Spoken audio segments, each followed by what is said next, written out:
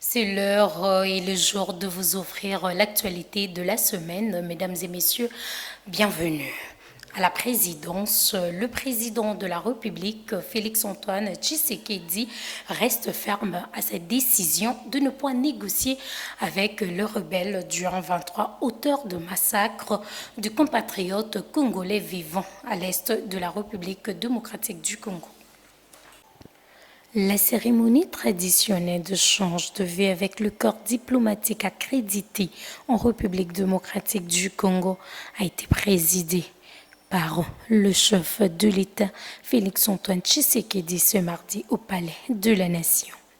Cet événement a été marqué par 2 discours prononcés tour à tour selon les usages protocolaires par le doyen du corps diplomatique en République démocratique du Congo et le président de la République. Pour sa part, le chef de l'État a remercié le corps diplomatique pour son soutien indéfectible et a rassuré que la République démocratique du Congo demeurera un espace de coopération ouvert à tout partenariat gagnant-gagnant dans le strict respect de lois nationales et conforme à son nouveau projet de société.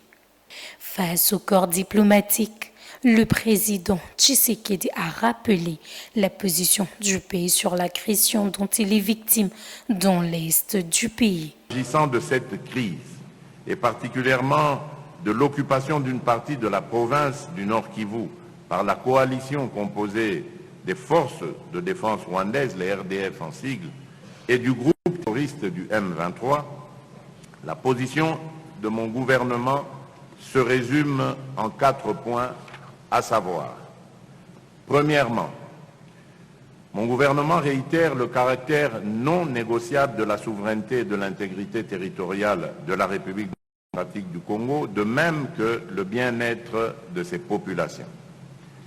Deuxièmement, le gouvernement rappelle son droit et son devoir de prendre toutes les dispositions requises pour défendre l'intégrité territoriale et la souveraineté de notre pays et sécuriser nos populations ainsi que leurs biens.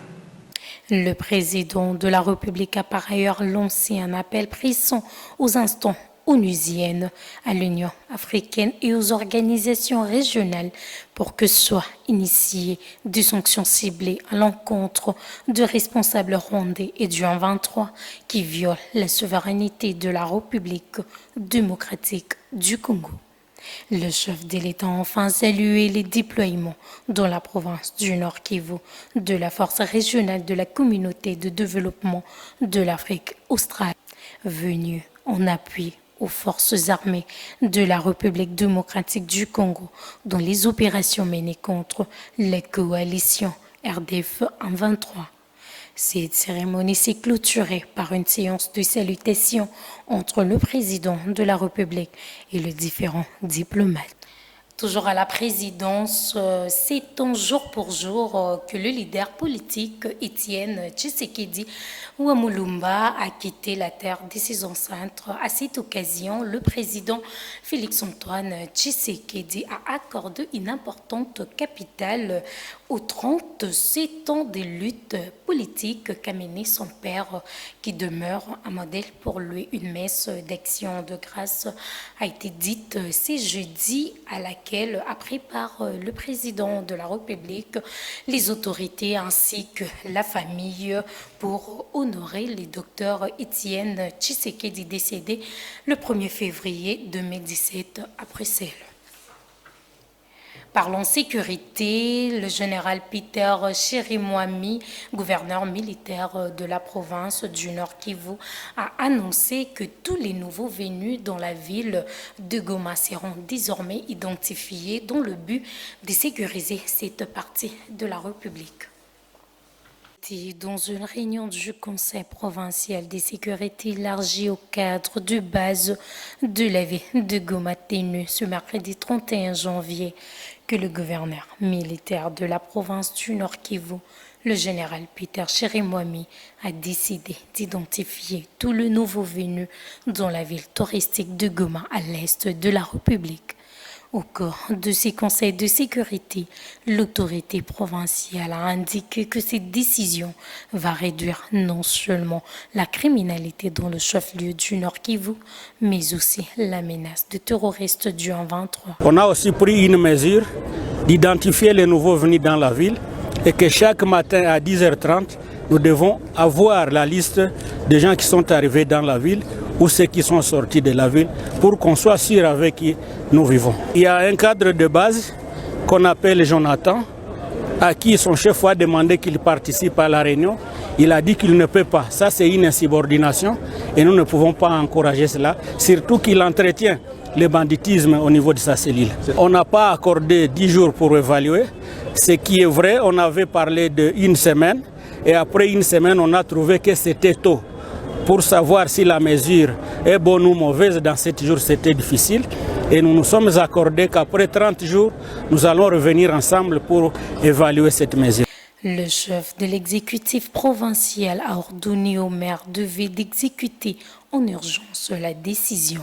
Il a souligné que la liste de tous les nouveaux venus dans la ville de Goma doit être remise au conseil chaque matin à 10h30.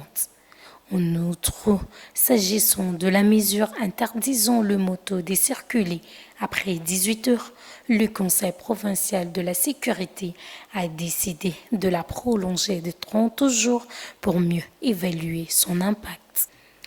Pour mettre fin à cette édition en sport, après la victoire du Léopard de la République démocratique du Congo face au Pharaon de l'Égypte au 8e de finale de la Coupe des Nations Côte d'Ivoire 2023, l'entraîneur de boxe Poba Oumba ainsi que le journaliste et le supporter de Léopard ont donné leurs impressions quant à ces matchs qui a duré plus de 2 heures du temps. Suivez.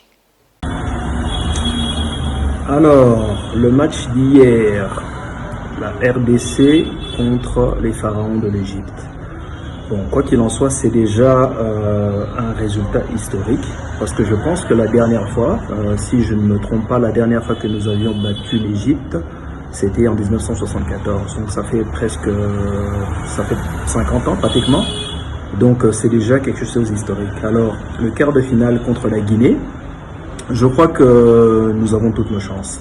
Nous avons toutes nos chances parce que, en tout cas, on joue d'une manière décomplexée. Il y a une cohésion dans cette équipe, mais je crois que le souci c'est le réalisme offensif, parce que ça fait maintenant 4 matchs, on n'a marqué que 3 buts avec 3 buteurs différents. Donc il faudrait que nos buteurs se réveillent. Bakambu qui avait déjà manqué un penalty, et donc il faudrait vraiment qu'ils se réveillent. Il est impérieux de commencer d'abord par les félicitations. Tous les Congolais sont vraiment très contents. Ils disent bravo et puis félicitations à nos Léopards qui ont fait un grand exploit en battant cette équipe qui nous a toujours battus, ça fait déjà 50 ans. Donc nous célébrons doublement cette victoire. Non seulement nous sommes qualifiés, c'est aussi parce que nous avons réussi à battre cette équipe que nous n'arrivions plus à battre. Voilà, c'est vraiment un plaisir national. Et laissez-nous encore dire pour le match qui va suivre, nous allons maintenant jouer la Guinée-Conakry qui a battu l'équipe qui avait su battre les pays organisateurs par 4 buts à 0. Il faut les faire. Ce n'était pas une mince affaire, mais voilà, ils ont quand même réussi à le faire. C'est-à-dire que c'était un adversaire aussi coriace qu'il faudra prendre avec beaucoup de sérieux. Depuis l'époque de Mobutu, natikala koyoka te, natikala pe komona te. Keo, Léopard a gagné Égypte. De nayoka ngoti. Pe na mona ngoti. Depuis l'époque de Mobutu, présent. C'est la fin de cette édition du journal consacrée à la page rétrospective. Mesdames et messieurs, il n'y a qu'une réussite, c'est qui est de pouvoir vivre comme on l'attend. Bonne suite, au revoir.